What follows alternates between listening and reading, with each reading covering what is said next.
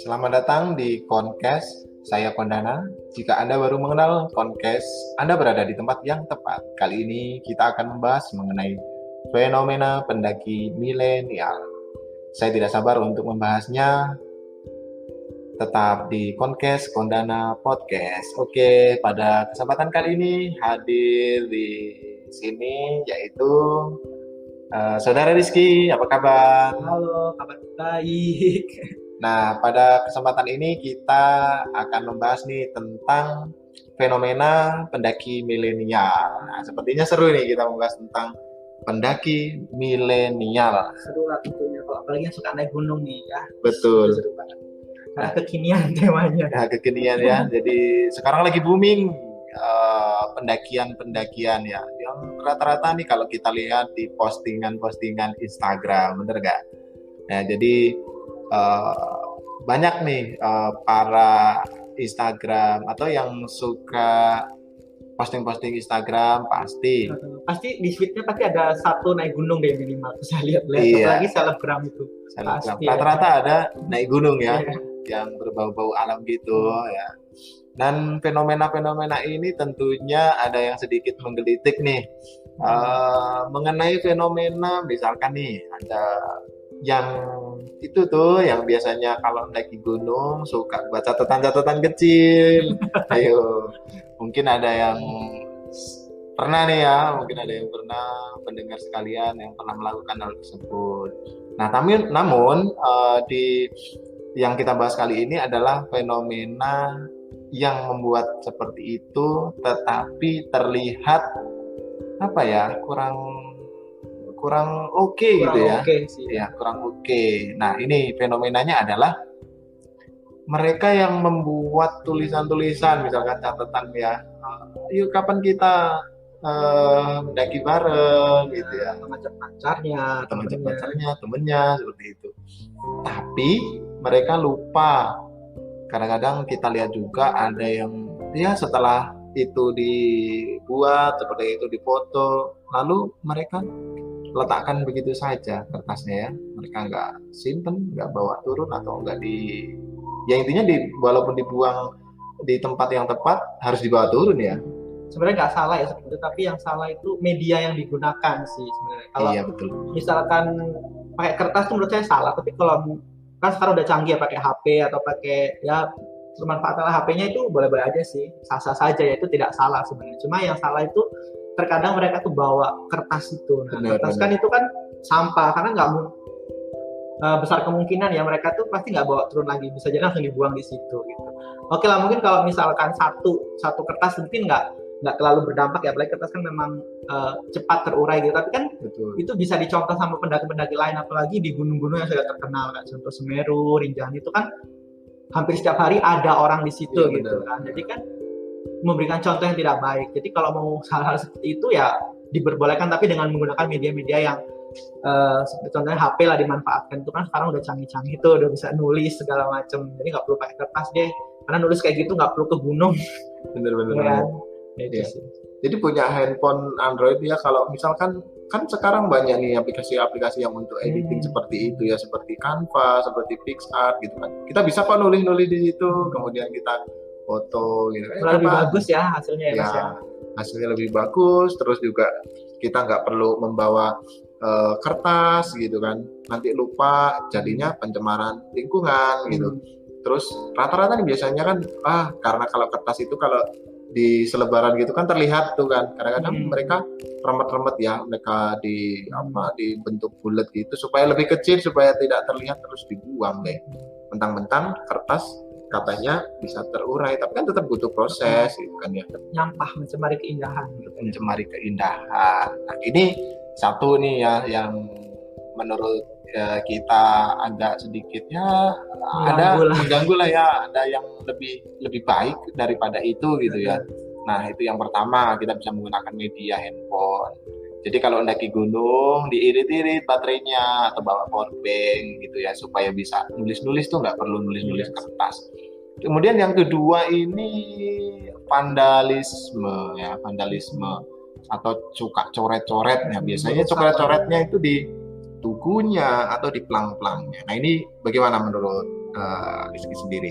Kalau ini ya, kalau ini menurut saya kesalahan yang fatal ya bagi para pendaki, apalagi yang banyak nyeret-nyeret gitu ya, karena kan itu tidak bisa dihapus gitu, permanen kan, dan juga merusak keindahan, apalagi kalau dicoretnya di tugu gitu kan. Mungkin kadang nama-nama Instagram atau nama pacarnya atau nama temennya gitu kan ya. Mungkin ya sebagian orang mungkin nggak sadar sih, karena mungkin euforia dia begitu senangnya sampai puncak, jadinya mereka merusak hal-hal seperti itu gitu, nulis-nulis di tubuh gitu ya. Itu kalau bisa jangan lah, karena itu sangat merusak keindahan, dan ya mungkin nggak mencemar lingkungan ya kalau ditulis di apa namanya, di semen itu kan, di tubuh itu memang tidak merusak lingkungan ya, kan itu kan buatan juga, tapi kan keindahan gitu, jadi orang tuh ngeliat mau foto juga jadi males gitu. Iya, mau foto backgroundnya ada namanya si dia sama doinya kan. Aduh, kayak promosi dong. Itu promosi terselubung ya, promosi terselubung. Harus bijak lah kalau naik gunung sebenarnya. Nah, ada juga yang ditulis-tulis IG-nya, nggak taunya ketika ditelusuri IG-nya ternyata nggak ada akunnya, kan apa gitu ya. Iya.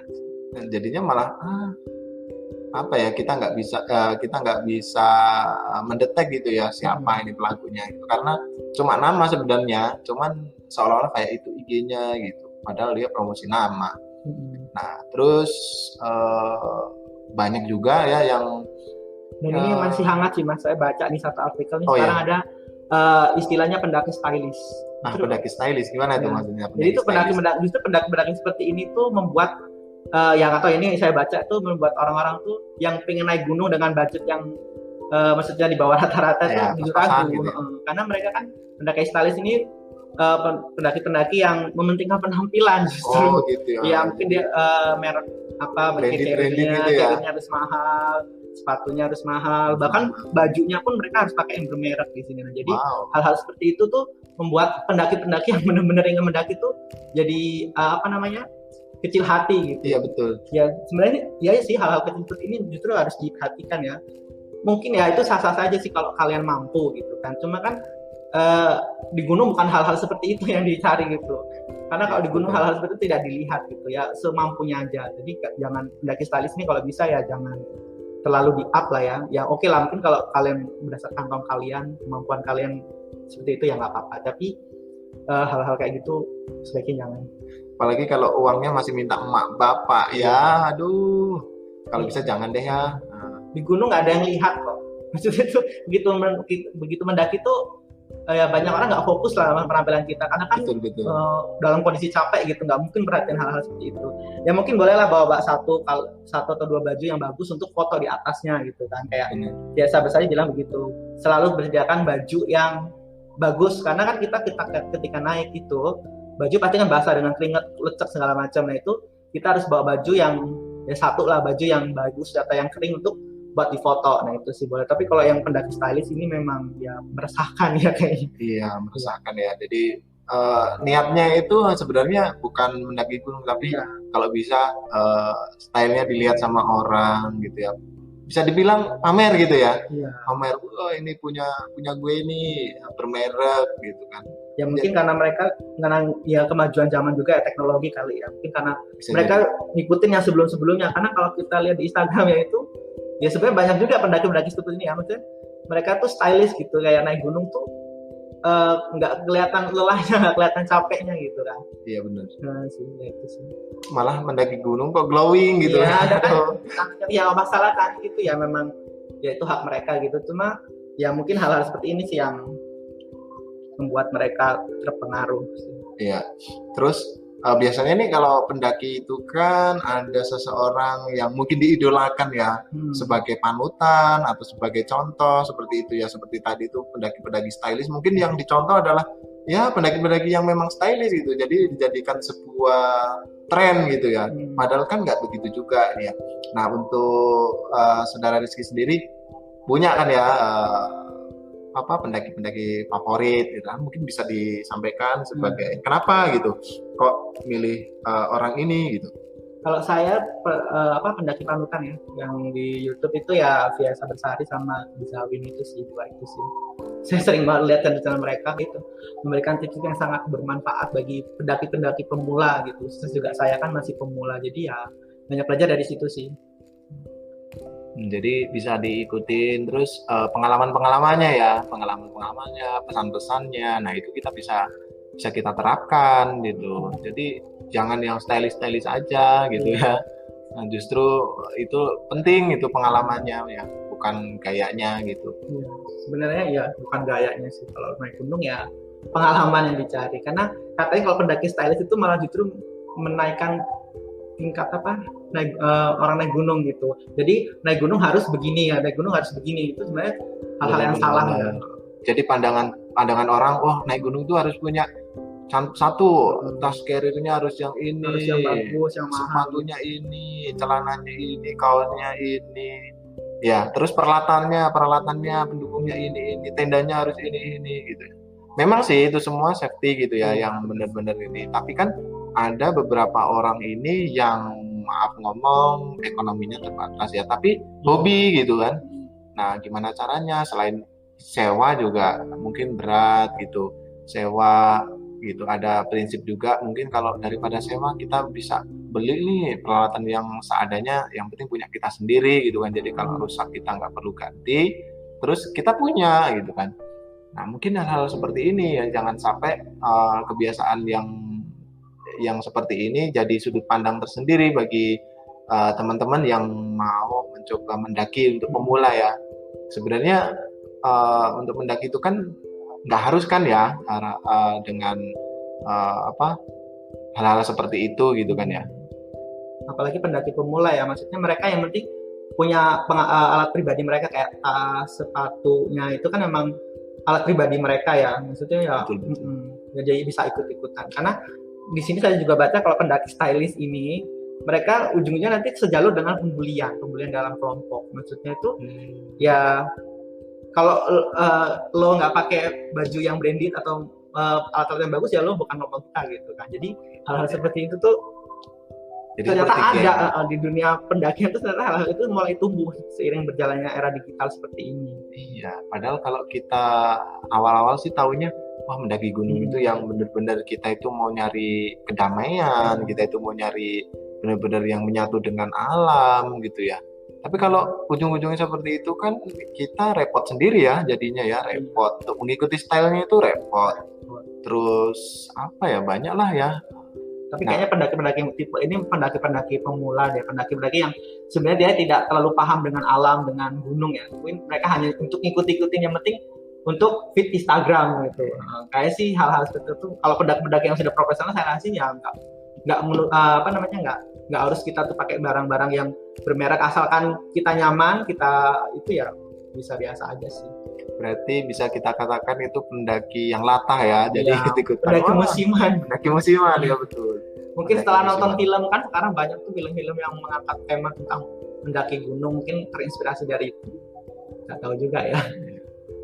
Jadi kita harus lebih bijak lagi ya untuk mendaki gunung. Nah, untuk tipsnya nih, mungkin ada yang mau mencoba mengawali pendakian yang perdana gitu kan. Nah, apa nih? Mungkin dari idola-idola ini yang pernah dilihat. Nah, ini bisa dibagikan kepada teman-teman pendengar semuanya. Kalau saya pribadi ya, tipsnya untuk pendaki pemula yang mendaki gunung ya, pertama yaitu tadi kita harus cari referensi sebanyak-banyaknya. Kayak kita kan sekarang tuh banyak ya di media-media kayak YouTube tuh banyak sekali pendaki-pendaki profesional punya YouTube channel gitu. Jadi kita bisa melihat di situ. Jadi pertama kita cari referensi, baca-baca bagaimana sih kondisi gunung. Misalkan kita mau naik gunung Seminung nih, ya kita cari tahu dulu infonya, gimana cara mendakinya, dari mana titik pendakiannya, atau bagaimana treknya gitu kan. Jadi hal seperti itu kita harus cari tahu gitu ya, agar kita nantinya tidak kaget gitu sih. Yang pertama ya kalau saya. Yang kedua ya tentunya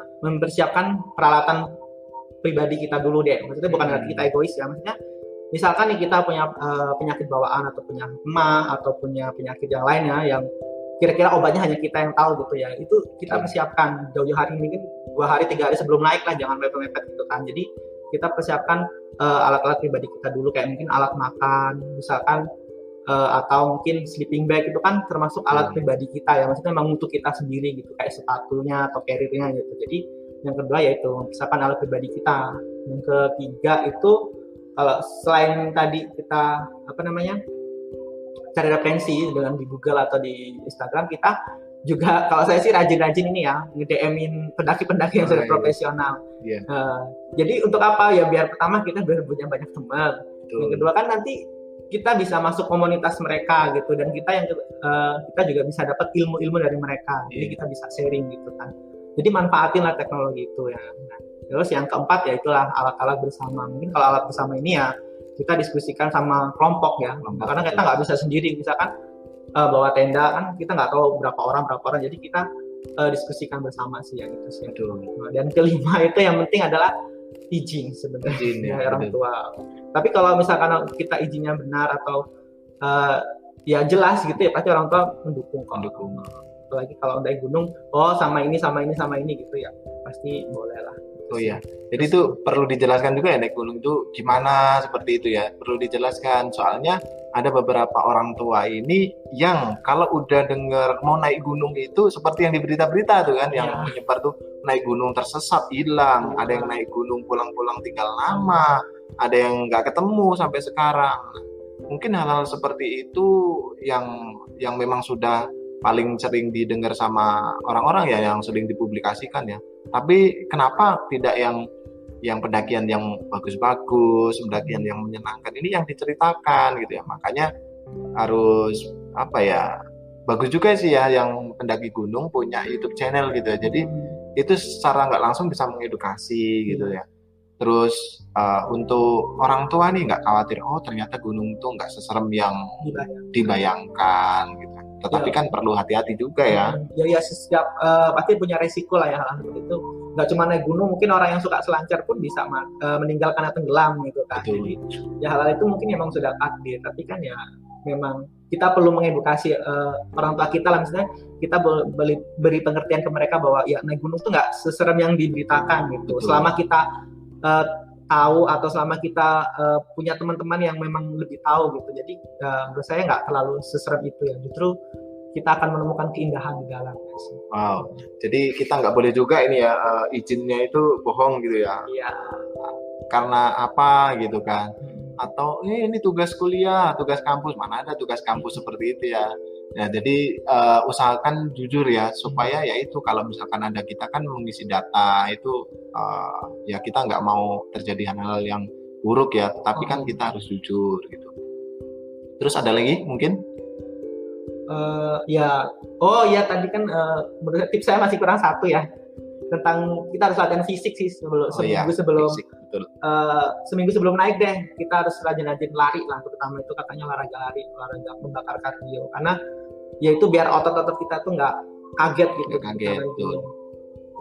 Jadi tahu-tahu mendaki kan secara ototnya mungkin kaget gitu kan ya, tahu-tahu dipaksain, apalagi ketinggian pemula ketinggian yang ditempuh itu 1.800, 1.000, 2.000 gitu kan. Dan apalagi kan suhu di gunung tuh bisa berubah gitu kan. Bisa berubah, betul. Jadi kan fisik perlu biar nggak kaget gitu, biar nggak pemanasan. Iya. Terus selain itu juga kita perlu seperti tadi ya, kita punya teman banyak, tukar-tukar informasi, nyari-nyari informasi, supaya apa? Supaya kalau kita mendaki ini tahu jalurnya. Jalurnya sebelumnya seperti kita kemarin ya mau mendaki di Seminung Lampung Barat, kita sudah jauh-jauh hari itu kita udah lihat-lihat videonya di YouTube nih.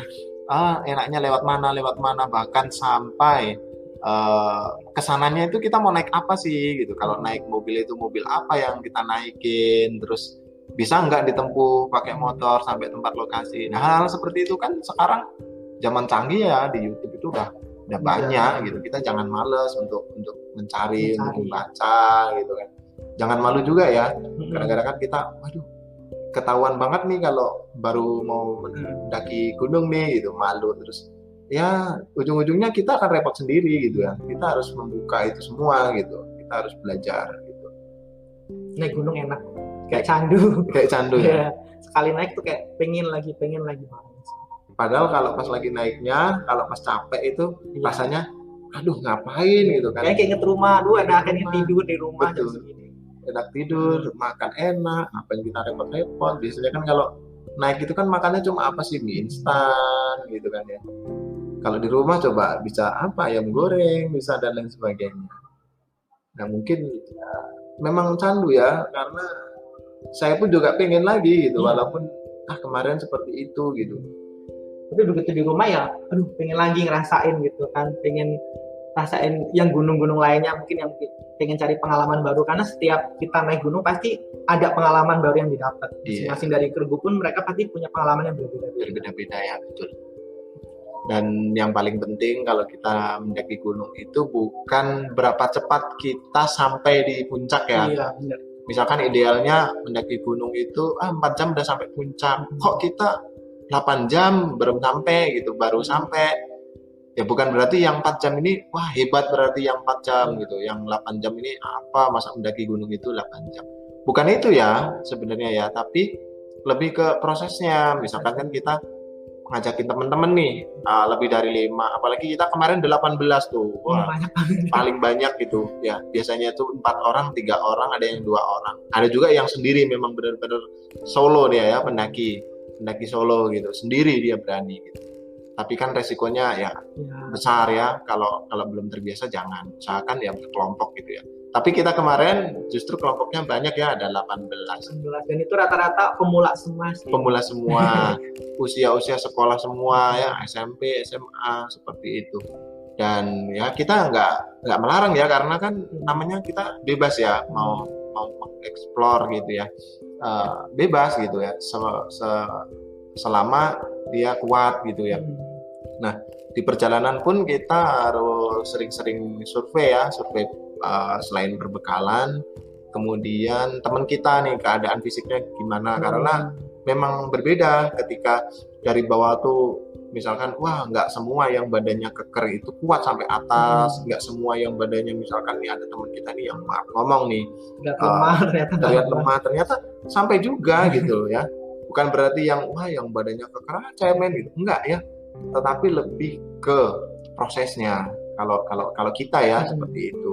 Jadi jangan dibully, terus jangan sok-sokan, karena gunung itu bukan untuk ditaklukkan, tetapi lebih ke kita menaklukkan ego kita. Meskipun kita mendaki gunung nggak sampai puncak, kita nggak kuat turun lagi. Iya, jangan memaksakan, tapi itu bagus juga gitu ya. Karena kan memang pengalaman di situ ya. Bukan berarti wah cemen nggak sampai gunung udah pulang lagi. Enggak seperti itu. Ya, mungkin kalau untuk pendaki-pendaki yang tadi itu mungkin harus dong, kalau namanya mendaki itu harus sampai puncak. Dan harus dapat sunset dan sunrise. Padahal nggak itu juga gitu ya. Banyak kok kita lihat postingan-postingan di IG itu, banyak sekali kalau kita mau cari itu yang pendakian gunung. Itu di apanya? Kalau kita lihat itu bagus-bagus gitu ya. Bagus-bagus. Nah, ketika sampai di atas ternyata kabut gitu kan ya. Kita nggak dapat view-nya, kita nggak menikmati itu gitu. Tapi ketika kita nyampe puncak dan menikmati prosesnya sih. Iya, menikmati prosesnya. Kerjasamanya. Karena begitu kita di atas gunung tuh kerjasama tim tuh begitu berasa gitu. Maksudnya tuh kekeluargaannya tuh lebih terasa timbang kita di dataran rendah biasa. Karena ya mau gimana lagi, kita mau nggak mau harus bekerjasama gitu, nggak boleh egois. Satu yang egois ya mungkin bisa ya fatal lah ya, mungkin bisa jadi kita nggak nyampe puncak ya. Contoh sederhana mungkin dari minum sendiri ya. Iya. Kalau minum kita bawa sendiri, kebetulan punya teman kita itu habis gitu kan, kita bisa join gitu, kita bisa berbagi di situ. Itu yang sederhana, perhatian seperti itu yang mungkin tidak kita dapatkan ketika kita di darat gitu ya. Maksudnya di dataran biasa gitu ya. Di gunung juga di darat sih, tapi kan lebih ke dataran tinggi gitu. Maksudnya di dataran yang rendah, misalkan di rumah atau di tempat-tempat yang lain gitu. Dan untuk yang mau mendaki nih, untuk pemula atau yang mau memulai pendakian, nah jangan ragu ya, jangan takut. Wah saya nggak punya peralatan yang lengkap nih, tapi teman kita punya, ya udah kita nebeng aja dulu gitu, semampu kita. Yang penting perlengkapan yang untuk keamanan kita ada gitu ya. Seperti tadi disampaikan itu ada obat, kemudian perlengkapan yang paling penting amunisi. Ya amunisi itu makanan. Kalau doyan makan ya bawanya makanan ya takarannya cukup gitu ya. Terus kalau mendaki gunung juga harus lihat ya, misalkan kalau di rumah makan, kalau enggak 2 piring nggak puas gitu ya. Nanti giliran di gunung makan temennya nggak kebagian gitu ya. Jadi kita juga harus lihat kondisi juga gitu ya. Kita kemarin di Gunung Seminung, kemudian rencana kita di akhir bulan Februari ini kita mau ke Sagi. Itu gunung tertinggi di Lampung. Gunung tertinggi di Lampung. Ketinggiannya kurang lebih 2000 ya. 2000 sekian lah ya. Kurang paham pasnya. Dan itu sudah pasti dingin ya, sudah pasti dingin. Seminung aja kemarin yang 1881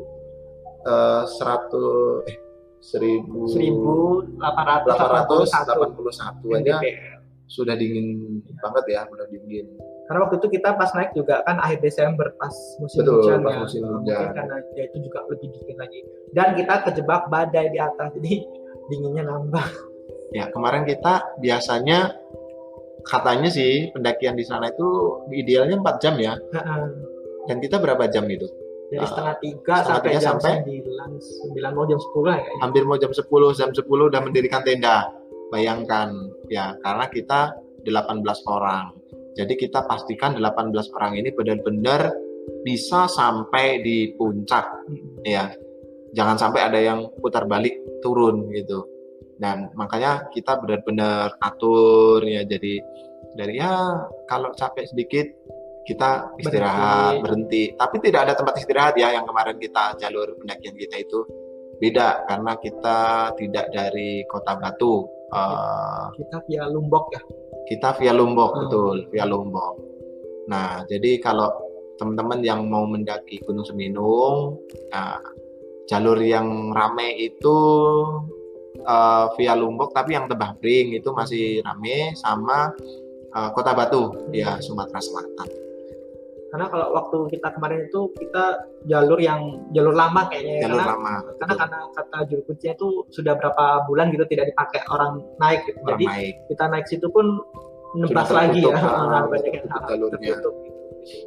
Ya itu sih yang membuat lama mungkin juga, dan mungkin karena kondisi fisik kita kan nggak semua sama, jadi banyak sama. Ada 18 orang gitu. Nah, jadi itu ya teman-teman ya. Jadi jangan takut. Terus seperti tadi yang kita bahas sebelumnya tadi, kita jangan mendaki gunung itu hanya stylish tadi ya, stylish. Ngikutin musiman gitu. Ya boleh lah nyoba sekali 2 kali mungkin ya, tapi jangan seperti itu gitu maksudnya. Ya, dan kita harus bijak ya. Dan kita juga walaupun kita seperti ini, kita nggak boleh juga sih mengatakan yang pendaki-pendaki gunung yang milenial yang stylish tadi itu wah itu salah, itu apa, enggak juga. Karena mendaki gunung ya hak semua orang, bebas. Mungkin cara mereka seperti itu ya, nggak apa-apa ya untuk mengekspresikan dirinya mungkin, selama tidak mencemari lingkungan gunung. Nah itu yang paling poinnya ya. Paling poinnya adalah kita mendaki gunung jangan sampai merusak alam. Nah kalau tidak salah di Seminung itu kalau lewat Kota Batu, jalur Kota Batu itu ada istilah lupa saya. Tidak boleh meninggalkan sesuatu kecuali jejak, tidak boleh mengorbankan sesuatu kecuali waktu kalau tidak salah. Terus apa lagi ya? Ada kata-katanya kok di situ.